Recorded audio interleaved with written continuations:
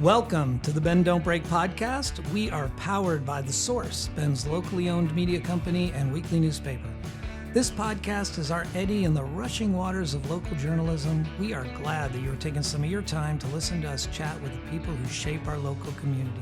Support us through our member program at bensource.com.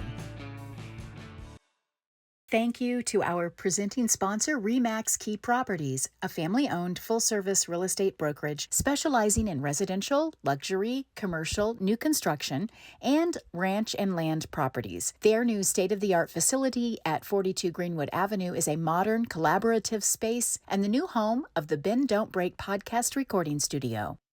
I'm Aaron Switzer, publisher of The Source and co-producer of this fine podcast with Megan Burden, running the board off screen. Again, for all you listeners familiar with our format, we will try to incorporate her in, and she will resist, not then just laugh. In the background. We are here today with Emerson Levy. She is an attorney, educator, and dedicated public servant representing the communities of Oregon House District 53, including Bend, Redmond, Sisters, Tumalo, and Black Butte. Known for her collaborative, bipartisan approach to governance, she is committed to advancing the well-being of all Oregonians, especially children and families. She is a member of the Joint Committee on Ways and Means and co-chair of its Natural Resources Subcommittee and Emergency Board. Additionally, she serves on the Housing and Homelessness and Climate, Energy, and Environment committees. She lives in Bend with her husband, their 11-year-old daughter, who is with us today, and energetic 2-year-old puppy. That makes me sound like a big nerd, but the truth is there. There might be a vein of truth there. Yeah, exactly. What's the puppy's name? Her name is Violet Eliza Levy. Okay. She just turned 2 last week. We had a party. Ida's made cupcakes, and she is an Aussie Bernedoodle. Okay. So the Aussie part is really strong. So she, they So want she to doesn't herd. listen. Yeah, and she's so smart. So at 6:30 every morning, she rips off our blankets with her teeth and has to get everyone up. Yeah, and it's time out. to go. Yeah. And then once it's done, she sits on the couch like, "You're welcome." Yeah, I have an Aussie, So and when my wife and I are having coffee, there's a certain amount of time you can have coffee. Yeah. And then she's got to go. Yeah, It's time for the walk. So Yeah, exactly. she lets you know. She'll bark until you get the hell up. Yep. That is our everyday. Yeah. Well, Emerson, we did the City Club Forum together that I helped City Club moderate with, and so I asked you a lot of stuff there, and I'm going to ask you a lot of the same stuff because I don't think my readers were there. That's perfect. They may have been, but one thing that I found fascinating when we were chatting was your love affair with batteries. Lithium Lithium. batteries. Yeah.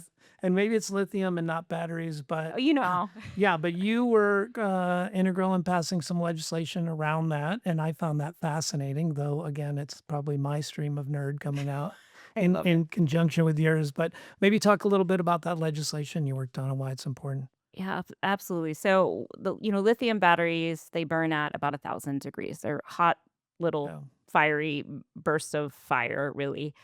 And this bill came to me when our waste haulers, and specifically our waste haulers in Deschutes County said, we're having, at this time, it was like 10 fires because it took us 2 years to pass. It takes time to pass legislation, especially kind of bigger stuff like this. And then it turned to 54 fires at the landfill. It costs about $10,000 to put one out. Wow. And they believe the source was lithium batteries. We've had lithium batteries, but the rate that they're in our waste stream it's growing exponentially. And we don't have a really efficient way to recycle them. But now we do. So it's called a PRO. That's a producer responsibility organization. And the really cool thing about lithium is it's a precious metal, and that has an incredible amount of value. Most of the precious metals in the world come from China and Australia. And we don't have a strong supply chain of precious metals with this massive demand. So in order to mitigate the cost of the program, you just recycle these precious metals again. Right. So we went from having a hodgepodge program to a really inclusive program that eventually will pay for itself. And where do you find I mean, how did you know how to navigate something like this? Did they lead you into this or, it seems pretty, I don't want to say arcane, but it doesn't seem self-evident that this is something you need to jump into. So it started with a problem statement, and I say all of my best legislation has never come from me. It's come from the community where they say there's a problem and just kind of scratched our head. Okay, what are we going to do? What are other states doing? Yeah. Will a professional responsibility organization come along and be a partner? Because Yeah. essentially we're saying you need to do this thing, and you need to pay for it as well. It's about a penny a battery, um, and that's why it took 2 cycles. Yeah. And the only way you learn how to be an effective legislator is to time Yeah. and really figuring out what is the best way I can bring people along and to understand the problem. So we really switched away from environmental hazards and that kind of stuff to really letting the waste haulers tell the story of their trucks catching on fire. We talk about cost so much and risk with wildfires. And the only thing we can really do as legislators, and you'll hear people all the time, "Oh, I'm going to lower your costs for this, or I'm going to lower your cost for this."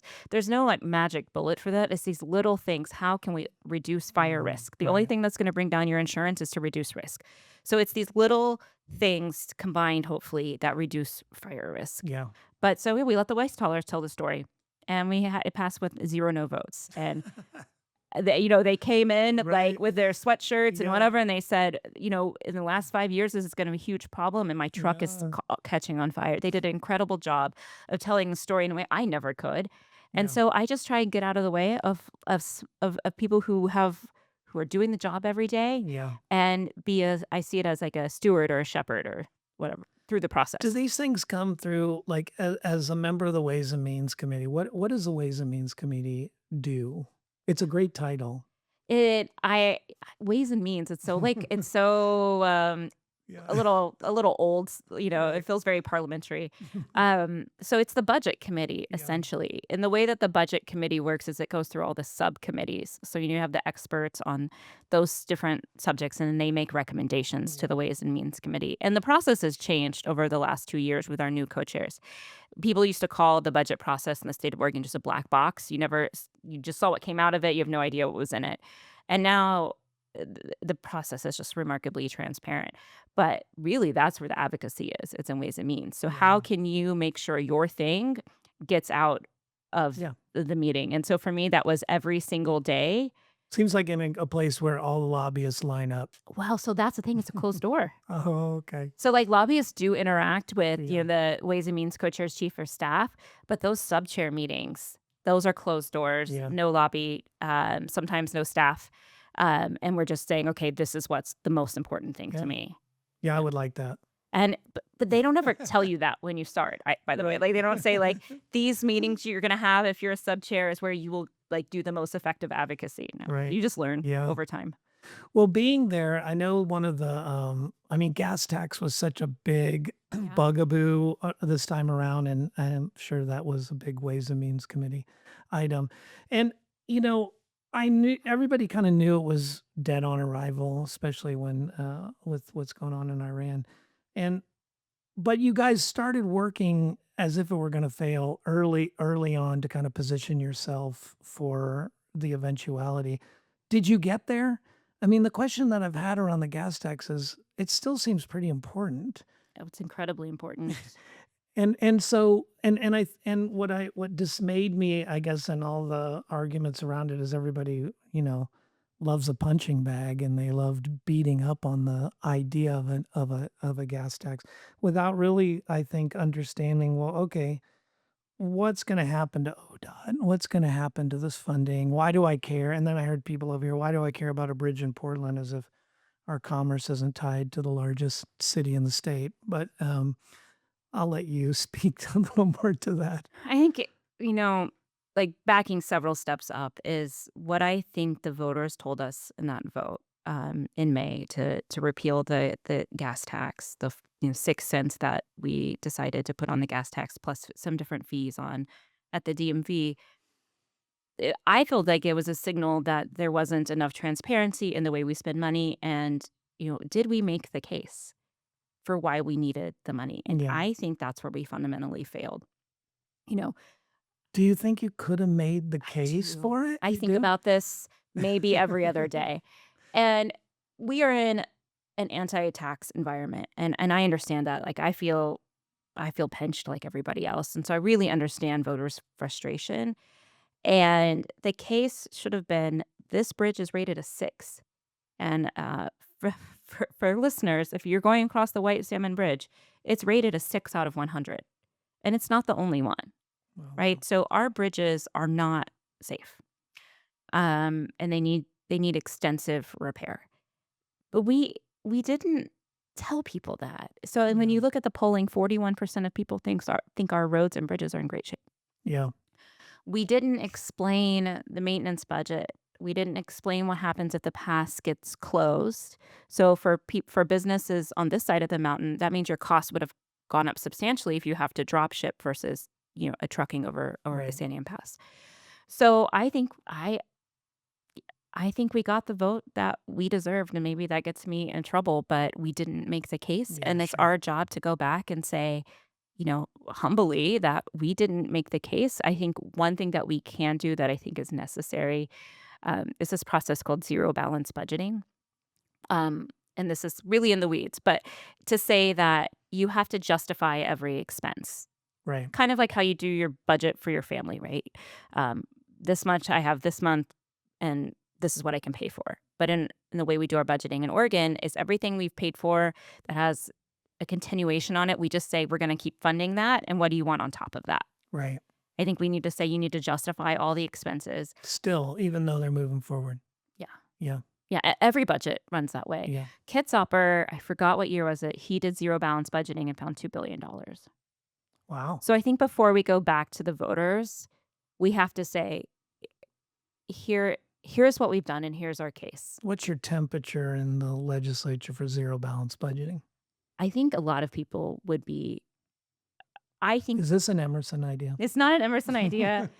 I think I'm probably the one that's most obsessed with it. Um, but I think a lot of us would like to see it. Yeah. Yeah, because then we can say we've done everything, Yeah. but we haven't done everything. Yeah. I mean, I know that if any social media platform, you just pick them if they're civic oriented. There's a pothole discussion and a roads discussion and a snow plowing discussion, and people are passionate about it. I but they're the same people who are voting. They're first on to talk about, this road is horrible. My car axle is going to be destroyed. But they'll vote that down if you don't make the case. There's no connection between the two. I didn't get the vibe that there was a connection between a gas tax and the fact that I drive on the product of that gas tax every day. I mean, it's such a perfect example of not making the case that the only fund that we are allowed to maintain the roads with is the gas tax. Yeah. So it just seemed like we were increasing costs, but, you know, if you're not in the weeds on this stuff, you don't Yeah. know, like, okay, you can only use this fund for this. I mean, Yeah. I never knew that before I got into the legislature. Right. Right. Like, Um, Schools is becoming more and more of a bugaboo for the state. And, coming out of COVID, I think there were some serious warning signs, and that has just escalated over time. And I know I was surprised at the forum because I wasn't planning on asking any question about schools in that forum. It came up anyways. So I know it's a concern. I know Willamette Week has done some incredible reporting in Portland, and it's really raised the profile, I think, statewide about the situation we're facing. When you were the one who brought it up. was it me? I Ugh, flagged it I'm the worst. and then I thought, oh, she's coming in good. The, I mean, obviously concerns about recidivism, absenteeism, reading scores. I do think it's going to become something of a political potato in November. What are your thoughts? I think it's absolutely going to be the political Yeah. potato in November. I think parents are really frustrated, and I imagine that teachers share the same frustrations. Um, but I think that we should have the best schools in the country, and I'm frustrated that we haven't heard that from the tippy top. I went to Massachusetts for a conference, and Maura Healey's like, "We're number one in this. We're number one in this." She's the governor of Massachusetts. She's just like a very cool person. And I was like, "That's amazing. I wanna be Massachusetts." Like, they're number Yeah. 1. Right. And I just got that energy. It was almost a year ago, and I was just like, "That is the energy that I wanna bring to legislatures." Not just, like, making up for our failures, is I wanna be the best. Yeah. And why shouldn't we be the best? And one of the biggest things that we have to reckon with, and everyone across the country has to reckon with, is the amount of technology we've allowed into our classrooms. First we were allowed to have the cell phones just in the classroom, Yeah. which is so bonkers to me, that you could have this massive distraction and device where you're trying to learn Yeah. algebra. I remember when my grades started to go down in law school, it was when I brought a laptop. Right, you put the internet and a screen in front of me, like, I had a blog on cupcakes. I was Mhm. updating my blog, I wasn't learning torts. So, that's just Yeah. it's so obvious, it's right there, and so, we've removed cell phones from, the classroom, thanks to the governor's executive order, and now we're looking to codify that in next session, and I was talking to a teacher the other day, and they said it was, like, incredible, it's changed the classroom, Right. and then the next step is, you know, should our kids be doing math on a Chromebook? Right. Like, there's something that, we know there's a relationship between the brain and holding a pencil and writing, and that's kind of our next thing we're gonna take on, are these policies, and then what role does AI play in our schools?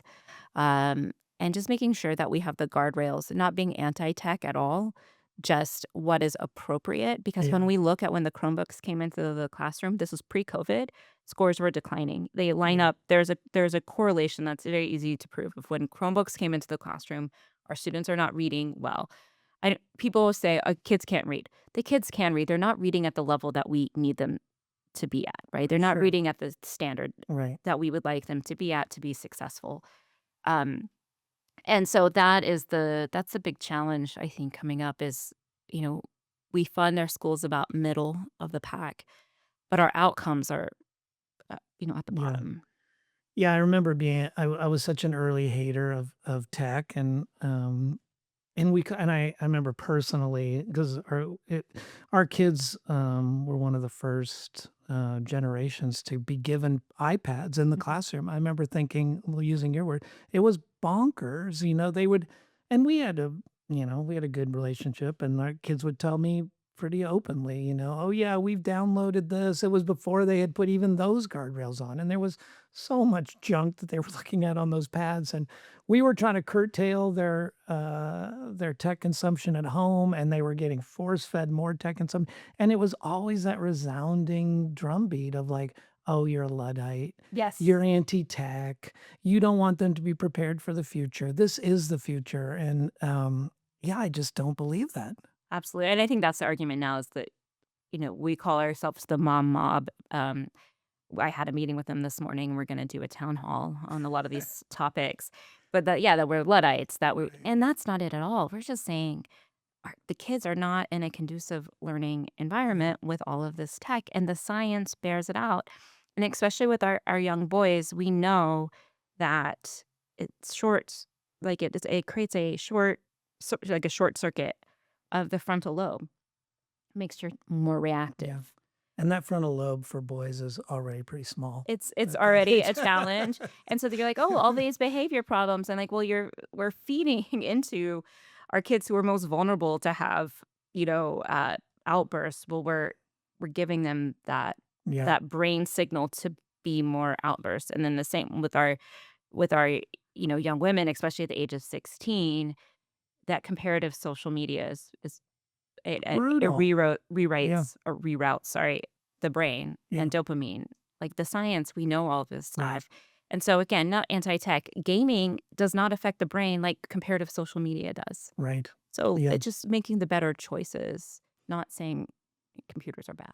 Like, Yeah, and I remember when we had the whole discussion about cell phones, and I think this goes to Oregon's education in general, and what, again, Willamette League has been reporting is that the biggest challenge that I found, especially for us as a paper writing about these topics, is every district in the state gets to make their own rules. You don't have that Mississippi model that's top down where you have an overarching I mean, I don't really I'd really prefer it if I could find the best people in the state, let them govern education from the top down, and it's not Oregon's model. No, Oregon has such a long history of local control, and part of that I always think that there's a bit of a libertarian streak in Oregonians or kind of like Mainers, um, but I think that just like anything, what are the guardrails on that? Yeah. And when we have kids that are failing, like, then that local control is no longer serving Yeah. that student.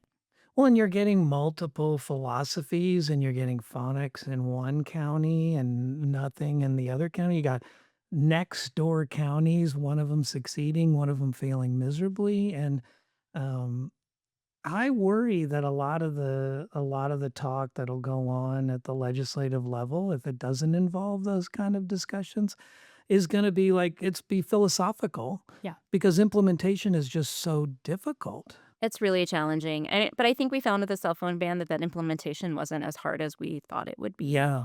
I would say where it's never gonna be perfect. My nephew goes to a high school in Portland, and, he's figured out how to open his Yondr packet, but, like, he honors it, Yeah. even though he knows how to open, and I was like, "Let me see it," and, I did the thing, and I was like, "Of course. If there's a game, it will be played," Right. right? But even if 80% of our kids are not on their phones or following the Yeah. rules, like, that's a huge marker of success. Right.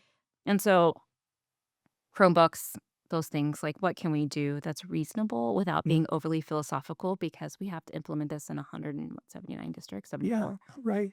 Well, even as a baseline, if you're saying it at that level, it's helping parents also say it where you don't feel crazy or like you're a Luddite out in Yeah. the wilderness because that's how we were when all this stuff was getting introduced in the school system. It was like, well, now we're standing against the whole district wave coming through, and It's hard, I remember when we were working on e-bike regulations, some parents came to me, "Can you say no so I don't have to?" And I kinda think of cell phones in classroom as the same way. right. Yeah, I would I mean, e-bikes, there's a whole nother That's all one of yeah, we'll my need another favorite podcast things. for that. Right.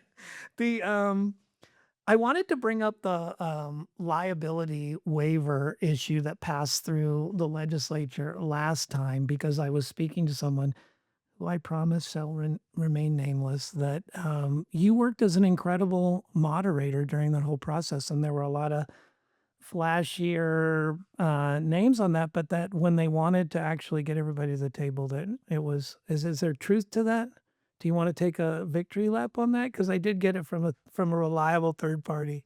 Um, that that's a very kind thing to say, and possibly Yeah. that's how it I mean, was. and what struck me about that particular issue, and you mentioned it just a little bit earlier, is what I found because through our event business, obviously I pay a lot of attention to Yeah, waivers, yeah. and, waivers are the backbone of races, of any time you wanna have any kind of competitors, and so I'm not in the same category, and that's the thing about that liability issue, that it wasn't a one size fits all. In fact, it was hardly any of the same sizes in Mhm. that group, but it took so long, like walking that legislature through and getting to a compromise that, it probably was a good compromise because neither side was entirely happy. Um, but that's what fascinated me about it because I came around in a lot of ways on that legislature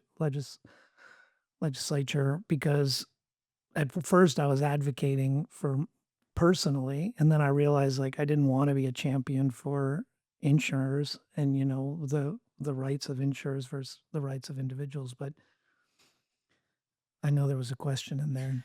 Emerson, so it just took a long time. I 10 guess that was years. what yeah, and I found it fascinating that everybody was really unhappy with the fact that this couldn't get done in a month.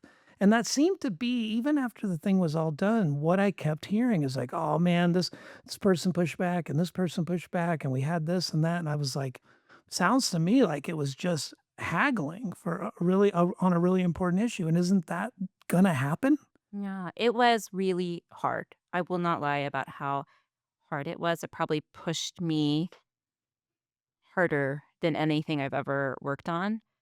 Um, and I think because first there's an incredible amount of special interest involved. Like Right. that's really hard. And I saw that up close and it kind of I think I can be like a little Pollyanna about things and that it broke my heart a little bit because I think there was probably an even better bill that couldn't get through because of those like special interests. But that's the job. And um that is important too, that you understand what each stakeholder needs.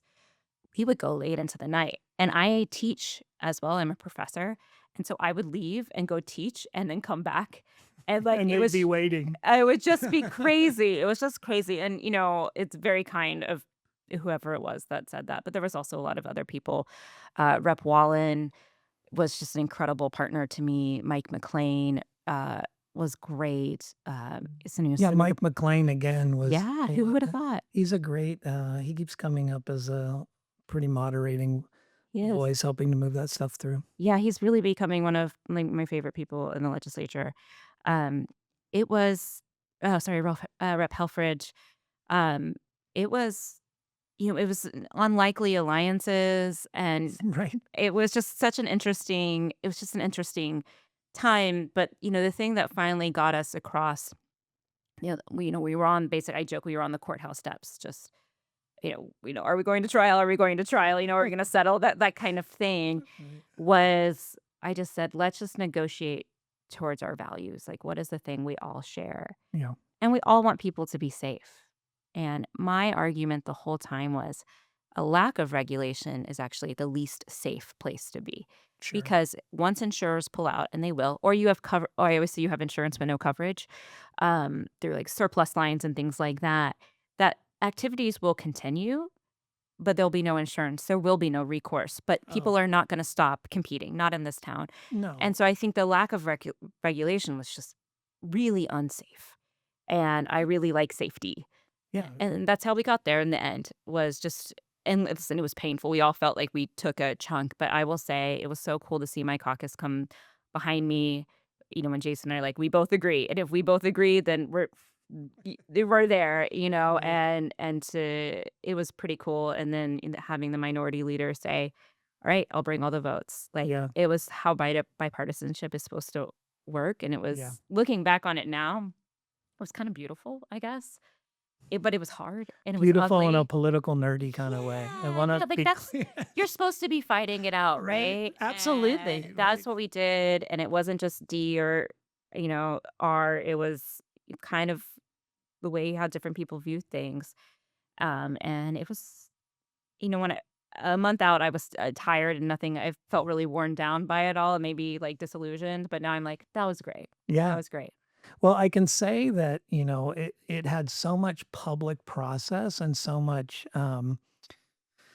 advocacy from both sides that if you were paying attention, you could understand it. I think in a lot of issues, I don't feel that way. I feel like it's, you're reading media and you might be hearing directly from legislatures on their positions, but on this one, the people who were for and the people who were against were actually making presentations, being at things like City Club, being at Mhm. forums, and it took a long time to get all that out. I can also I can also substantiate that for that period in which it was a big gray area, it was incredibly nerve-wracking to be in that environment because people were competing. We were still using waivers. We didn't know if they were gonna hold.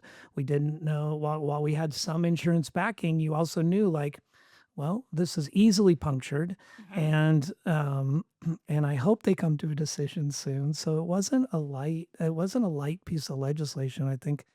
I don't think the general populace understands, well, this was about covering my kids in the event that they understood it if it was snowboarding, but they didn't understand it if it was they were running a race or they were Volunteering on a trail. right, doing any of these kind of activities where you do have to sign it. You can't really hold those people liable, and, yeah, so kudos. Yeah, I mean, one thing I do want people to realize that, the if you're holding the race and there's not insurance, they can try and pierce, what we call Yeah, pierce the corporate veil or whatever, yeah, however it's structured, and sue you personally. yeah, And like that's a huge risk. And it was, I had a meeting the other day, and I am a river raft guide from Southern Oregon. She came up to me and she said, "I've never been to the Capitol before. I never advocated for anything. Like, this is not my Yeah. world." And she's like, "And I built this little coalition of river raft guides, and now I feel like my business can go for generations." And of course, I cried because, of course, I did. But it was just so cool because, again, I felt so disillusioned. But now I think like that was great. Yeah. And I think that for the opposition, I think we created a path for people to still have recourse. Yeah. And that was always the goal. That was never the goal to not give people the justice that they Sure. deserve. Sure. Um, we're coming to the end of our time. So, looking bigger picture, I mean, there doesn't seem to be somebody riding in with a train of money to save from all the federal cuts that have been coming down and the pressures that are put on state budgets. You're going to be in the crosshairs when you go back. I'm sure you're grateful to have some time away from thinking about these type of things. But what do you think when you think about going back to the legislature and ways and means and what that's going to look like for you in the future? I think well, I was just in Salem yesterday because I'm running a budget work group on the park shortfall. So Of course you are. $7 million short there. So, how are we? I think first we're going to have to figure out what is the problem, how big is it? Yeah, And, a lot of that is going to deal with the big, beautiful bill and the way it affects our healthcare system. sure. So, in the optimistic view, it's an opportunity to look at the ways that we're doing things and get more efficient and be better and make sure that we are insuring the most vulnerable. In Oregon, I think it's 96% of people are insured. That number will go down. Right. And that means all of the work we've done to keep people out of the ER, which is the most expensive way to care for someone. I mean, it's going to be tough. There's no way around it. But it's not just Oregon Health Authority and insurance. I mean, we just have less money. Yeah. And so, again, we can see it as an opportunity to really make a leaner machine. Right. And we have to. I hear Mike McLean talking right now. I know, right? Yeah. He's gonna talk about the deficit. I And hope the you're math. watching, Mike, Yeah. and the math. So it's gonna be hard. It's gonna be Yeah. it's how do we balance these budgets and maintain the services that Oregonians expect from us? And so that is a lot to do with what I call like mission creep. And I think we've had a lot of mission creep in some of our agencies. And what is the mission? And I even saw this with the budgeting. So we asked when we did prepare for 5% cuts, prepare for 10% cuts. And I manage the national resources, and the agencies who were the most clear about their mission did the best work on their budget. And so I think Yeah. really getting clear about what everyone's mission is and what services they're supposed to deliver and build from there. But it will, it won't, it will not be without pain, especially as a healthcare town. Like we'll see it at our ERs for sure. Yeah. Do you have I mean there's got to be some kind of harder line of lobbying from actual departments within the state. I mean, you're used to, I think, it's been more of outside lobbying coming in for entities outside, but this feels like it's going to be more personal, like it's more department versus department. And, what does that look like? I think the work group that we had yesterday is such a perfect example. The park's getting ahead, say, hey, we have a $7 million deficit. We built a bipartisan, bicameral group of how can we fix that $7 million, right? And hypothetically, everyone has their $7 million. So say Yeah. the parks is being really creative. Like, do we want to build more yurts and things like that? Yeah. So it's also thinking outside the box. But when we made the first round of cuts and then to natural resources, we were able to move things around and not really have any cuts. But each department was advocating for something really different. And so having that close relationship as a sub chair with the agencies, so like DEQ wanted to keep their employees Right. That seems important. because they're really hard to train, right? Some of them have PhDs. Once you lose them, Yeah. you've lost them, and you've invested 3 years into training Right. someone. So just really, it's sitting down in a way that's probably not happened in a while and say, like, what is the most important thing to you, Yeah. and how can you still deliver what you need to deliver for Oregonians? To end on a high note. Okay, something good.